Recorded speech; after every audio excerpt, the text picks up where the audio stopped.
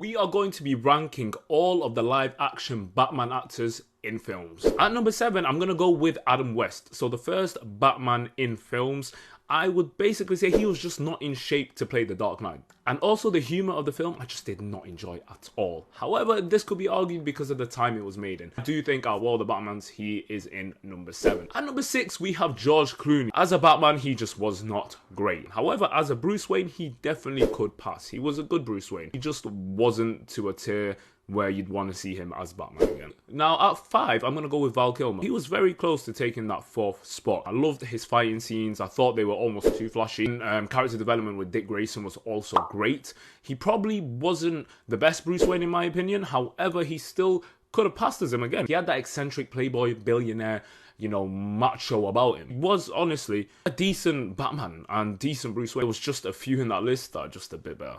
At number 4, I'm going to give it to Ben Affleck. Now, I know a lot of people will not be happy about this. Now, Ben Affleck, for me, was a decent Batman. However, there was just some qualities that I thought were a bit weaker on his side. He did not seem much of a Bruce Wayne for me. I actually thought he was stronger as Batman than he was Bruce Wayne. His Bruce Wayne side was actually kind of weak. You are an actor who was playing Batman is first playing Bruce Wayne, who Bruce Wayne is playing Batman. I just think his combination of Batman and Bruce Wayne were not strong enough. And I do think his films were also pretty damn weak. Now, at number 3, I'm going to go with Michael Keaton. For me, is one of the most underrated Batmans. He is probably the most terrifying Batman, in my opinion. There's something about Michael Keaton just popping up out of nowhere and just fit like, yo, I'm just saying, bro, Michael Keaton is that guy. I think they kind of ruined his character a bit with the Flash movie, but hey, we don't talk about that. These two are so interchangeable. However, this is just in my personal opinion. At number 2, I'm going to go with Christian Bale. Now, Christian Bale is so fucking good as Batman. I still can't decide between him